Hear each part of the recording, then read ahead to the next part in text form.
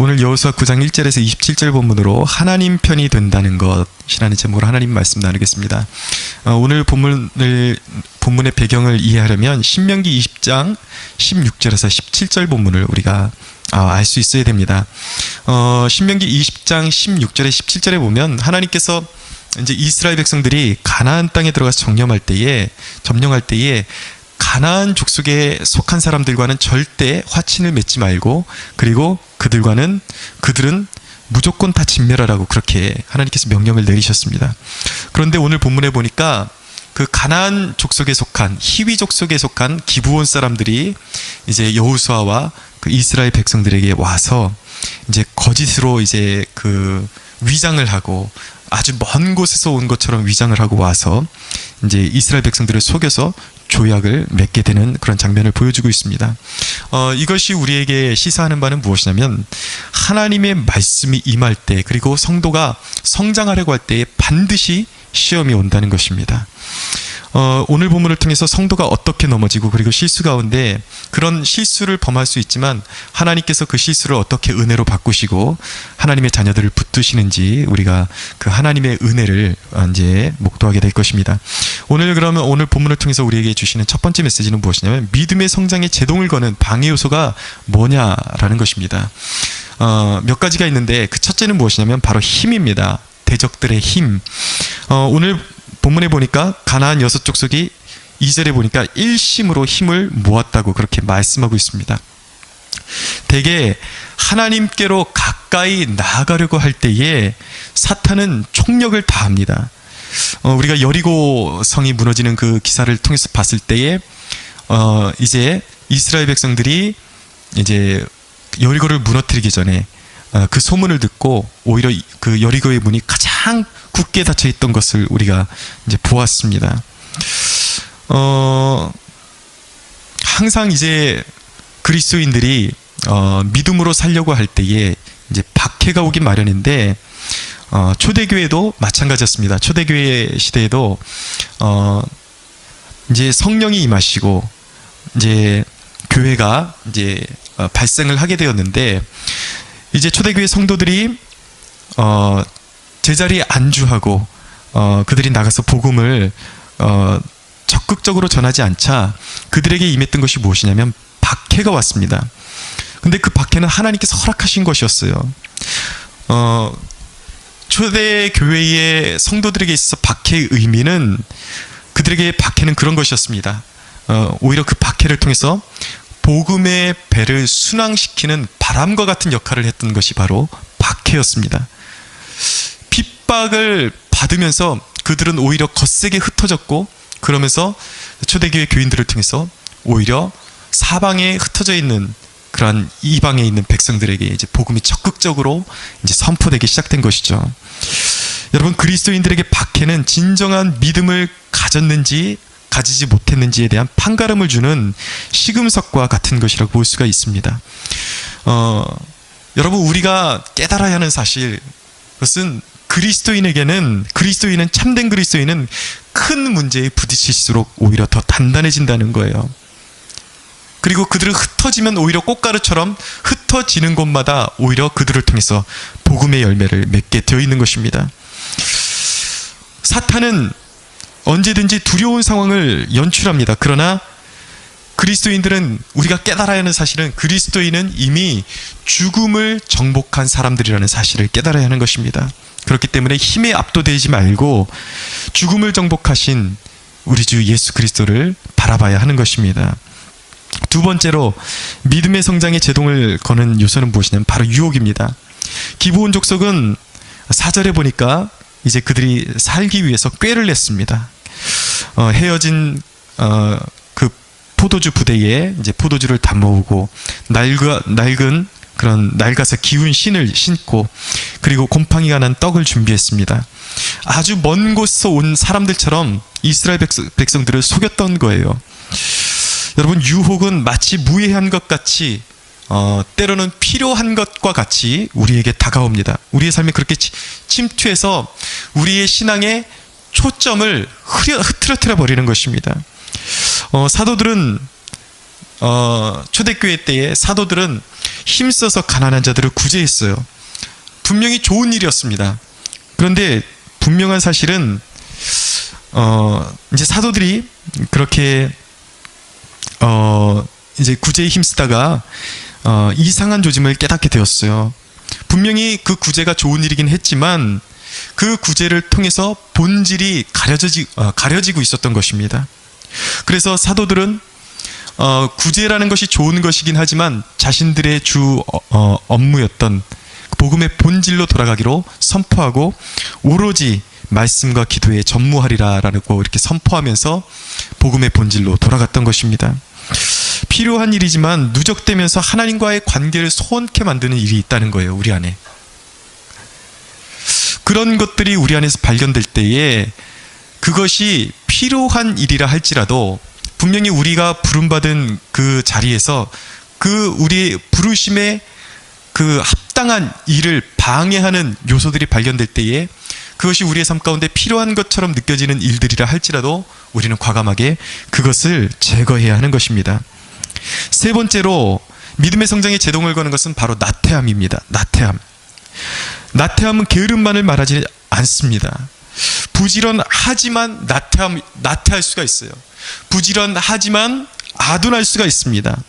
여호수아 백성들은 전혀 예상치 못한 일들이 일어나고 있음에도 불구하고 어떤 상황이 자신들에게 일어나고 있는지에 대해서 질문하지 않았습니다.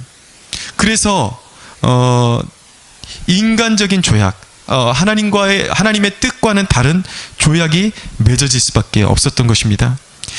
영적으로 민감하지 못했기 때문에 그들은 묻지 않았어요. 오늘 말씀해 보니까 그들의 난점, 그들의 그 실수를 불러왔던 주요 문제가 무엇이냐면 14절에 보니까 어떻게 할지를 여호와께 묻지 않았다고 말씀하고 있는 것입니다.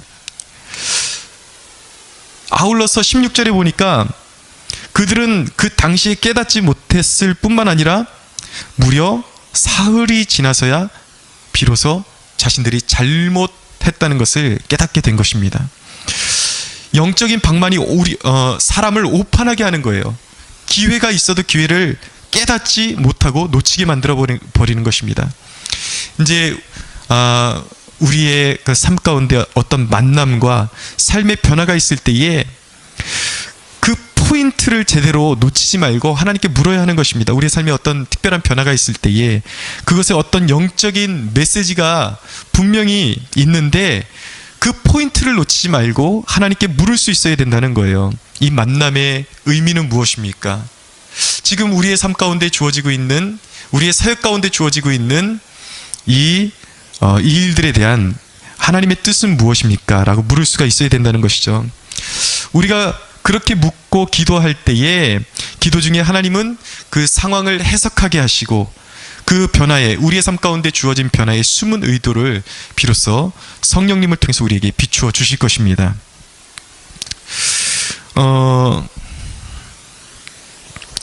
나아가서 두 번째로 이제 이런 상황 가운데서 이제 기브온 거민들이 이스라엘 백성들을 속이게 되고 이제 그들이 여호수아와 이스라엘 백성들이 하나님의 이름으로 조약을 맺은 것이기 때문에 결국 그들 모두를 살릴 수밖에 없었던 거예요. 기브온 거민을 살릴 수밖에 없었던 이유는 하나님의 이름에 실려있는 무게감 때문이었습니다. 18절에 보니까 이스라엘의 하나님 여호와로 그들에게 맹세했기 때문에 라고 말씀하고 있어요. 그리고 19절에 보니까 우리가 이스라엘의 하나님 여호와로 그들에게 맹세하였은즉 이라고 말씀하고 있습니다.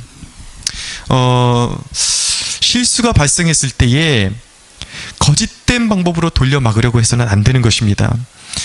우리가 어떤 일을 하다가 영적인 실수를 범했을 때에, 우리가 큰 어떤 실수를 범했을 때에 하나님 앞에서 실수를 인정하고 회개의 자리로 나아갈 수 있어야 하는 것입니다.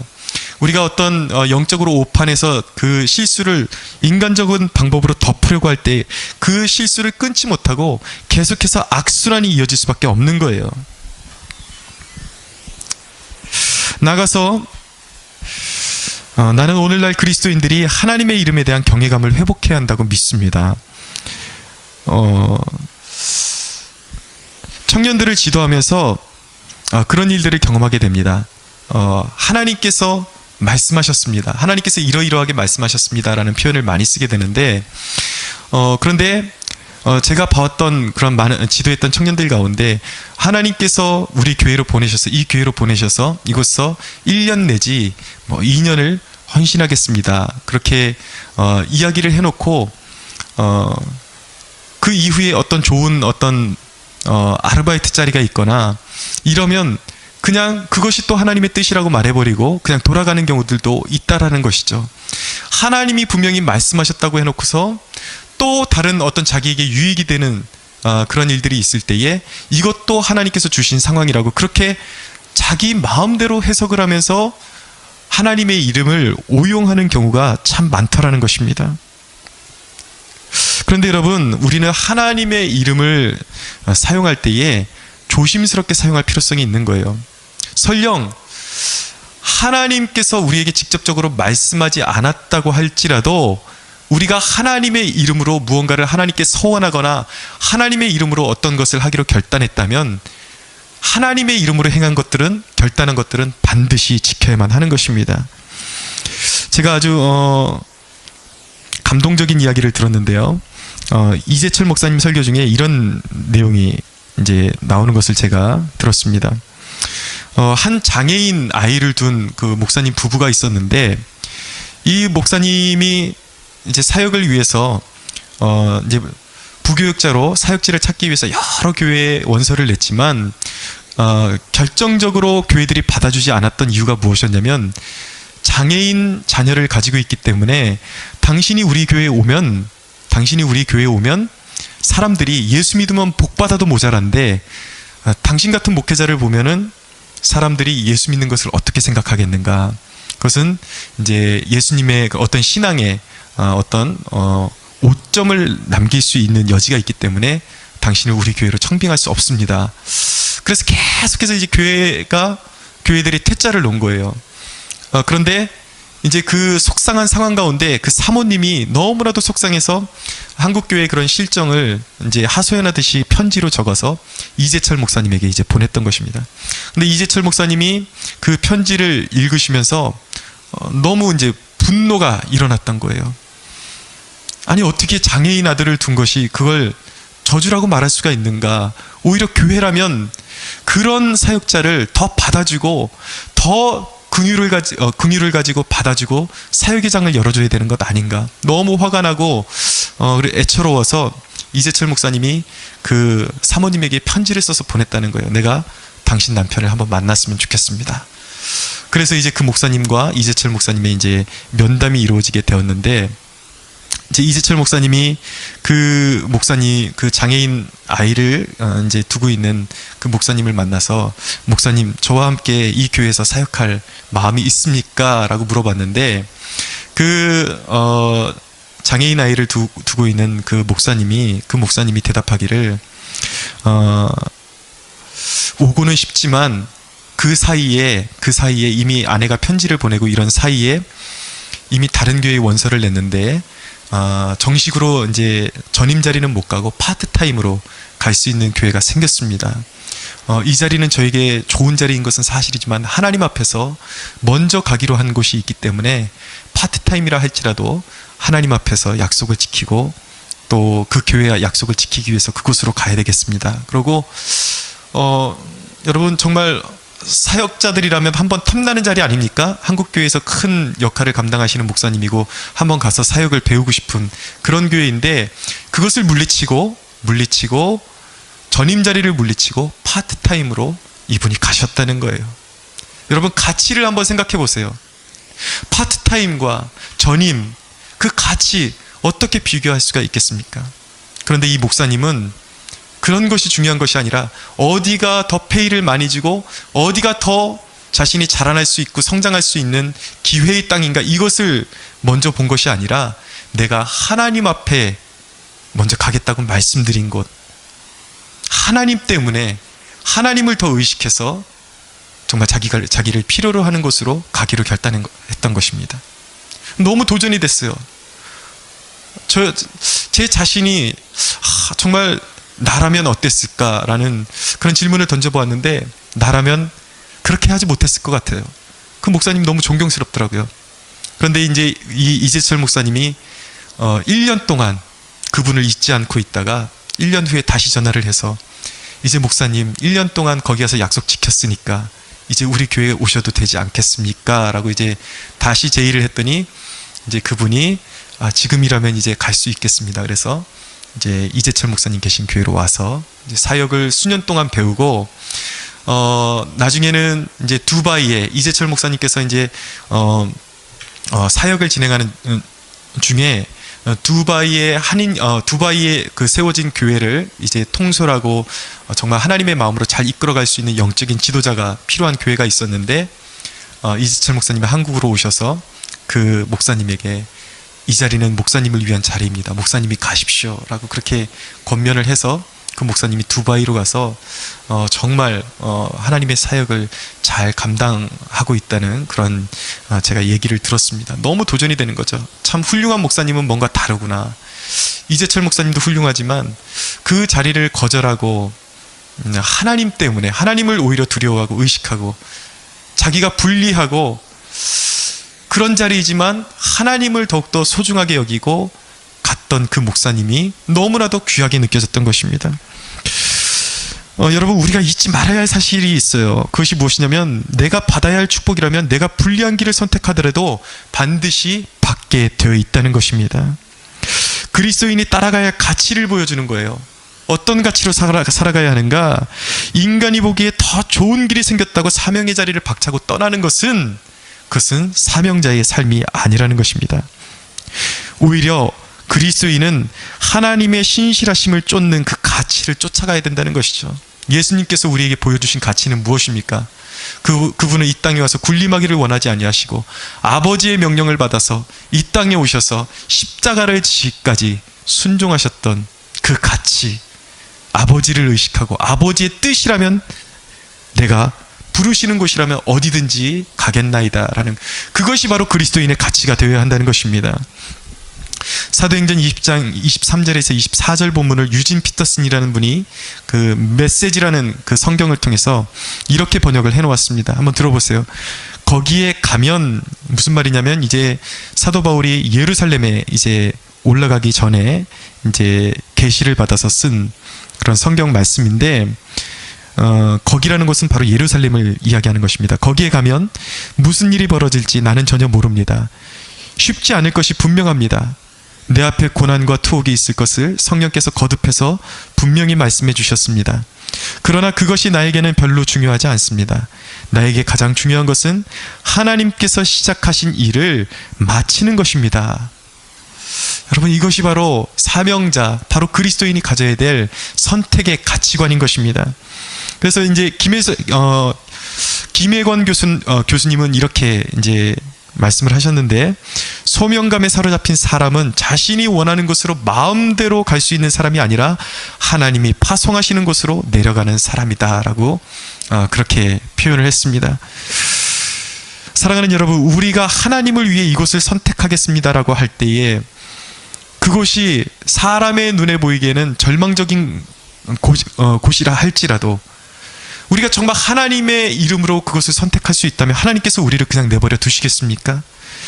여러분, 만약에 우리가 외진 곳이고 정말 아무도 알아주지 않는 곳이라 할지라도 하나님 그분의 이름의 영광을 위해서 진정으로 선택할 수 있다면 하나님께서는 더 감동하셔서 더 정확하게 우리의 삶을 이끌어 주실 줄로 믿습니다. 이 이야기는 우리가 무조건적으로 우리의 공로를 위해서, 어떤 우리가 보상받을 것을 위해서 무조건 어려운 길만을 선택해야 한다는 말은 아니에요. 그러나 반드시 우리가 어떤 길을 선택하고 나갈 때 이것 한 가지는 기억해야 한다는 것입니다. 내가 이곳에서 이루어야 할 사명은 없는지. 비록 많은 물질을 내가 얻고 어떤 유익을 얻을, 인간적인 어떤 눈에 보이는 것들을 풍족하게 얻을 수 있는 곳은 아니라 할지라도, 내가 이곳에서 세워야 할 사람은 없는지, 내가 이곳에서 반드시 이루어야 할 그런 하나님께서 내게 주신 사명이 없는지, 그것을 먼저 생각해야 되는 사람이 되어야 한다는 것입니다. 사랑하는 여러분, 우리의 선택이 돈 때문이 아닌 물질적인 것이 아닌 그분의 이름 때문에가 되기를 간절히 축원합니다. 나가서 세 번째 메시지는 기브온 거민을 통해서 배우는 긍정적인 메시지가 있습니다. 물론 이제 기브온 거민의 그 속임을 통해서 이스라엘 백성들이 곤욕을 겪게 되고 분열의 조짐을 이제 겪기도 하고 여러 가지 어려움이 있었지만 이 기브온 거민을 통해서 하나님께서 또 우리에게 주시는 긍정적인 메시지가 있습니다. 이 메시지에는 실패를 아름답게 사용하시는 하나님의 손길이 거기에 녹아 있는 것입니다. 기브온 거민은 이제 그들이 속였다는 이유로 이제 그들의 그 속임이 이제 드러나면서 발각되면서 여호수아에 의해서 이제 하나님의 제단을 섬기는 종으로 섬기는 그런 이제 종이 되고 말았습니다. 그런데 그것을 영적으로 조금만 다른 시야로 보면은 기브온 거민은 굉장한 특혜를 누린 것입니다. 다른 곳에서 봉사하는 것이 아니라 하나님의 제단에서 예배를 섬기는 그런 종들로 쓰임받게 되었다는 것이죠. 그래서 이후에는 이제 그렇게 종으로 시작했지만 이스라엘 백성들과 돈독한 관계를 유지하게 되면서 이스라엘 백성들이 이제 이후에 바벨론에게 멸망했다가 이제 70년이라는 포로기를 보내고 돌아왔을 때 성벽을 재건할 때도 이 기브온 사람들이 함께 성벽 재건에 동참하는 그러한 축복을 누리게 되는 것이죠. 종이 되고 포로가 되어야 하지만 은혜를 함께 누릴 수 있는 하나님의 백성들과 그 은혜의 혜택을 함께 누릴 수 있는 그러한 백성이 되었다는 거예요. 근데 성경에는 이런 이야기들이 자주 등장합니다. 예수님은 제자들을 그 전도하러 파송하실 때에 먼저 이방인들에게 가지 말고 이스라엘에 흩어진 그 이스라엘 백성들에게 가서 이스라엘 백성들 위주로 복음을 증거하라고 그렇게 명령을 내리셨어요. 그런데 예수님의 발 앞에 나와서 부르짖었던 여인 중에 수로보니게 여인이 있습니다. 수리아의 페니키아에 속한 이제 여인이었는데 이 여인이 자기의 그 귀신 들린 딸을 놓고 자신의 딸을 구원해달라고 주님께 외쳤을 때에 그 수로보니게 여인은 사실 이방 민족이고 그 구원에서 영적으로 제외된 그런 민족이었기 때문에 주님의 은총을 입을 자격 조건이 1차적으로 이제 없었던 것이죠. 근데 그 여인은 그것을 알매도 불구하고 예수님께 자신의 딸과 가정을 구원해달라고 외쳤던 것입니다. 근데 예수님께서 그 여인의 간청을 한 번에 응답하신 것이 아니라 매몰차게 거절하시면서 그녀에게 수모를 주시죠. 자녀들에게 줄 떡을 개들에게 던질 것은 없다라고 주님께서 그렇게 수모를 주시지만 이 여인은 거기서 포기하지 않고 더 간절하게 부르짖어서 주님의 인정을 받게 되는 것입니다. 여인아, 내 믿음이 크도다. 은혜의 혜택을 받을 수 없는 그러한 자격 조건을 가지고 있음에도 불구하고 나는 은혜를 받을 자격이 없는 존재구나라는 것을 거기서 포기하지 않고 주님의 존전 앞에 나와서 끝내 구원을 얻고 영적인 축복을 받아내고야 말았다는 것이 중요한 메시지가 있는 거예요. 구약에는 야베스라는 사람이 있습니다. 야베스는 장애가 있는 사람이었어요. 근데 야베스는 자신의 그 장애에서 굴복하지 않고 하나님께 기도하기를 자신의 지경을 넓혀달라고 기도했습니다. 그런데 하나님께서 기꺼이 그 기도에 응답하셔서 그의 지경을 넓혀주셨습니다. 여러분, 우리가 믿어야 하는 사실, 누구든지 그리스도 안에서는 새로운 피조물이 된다는 것입니다.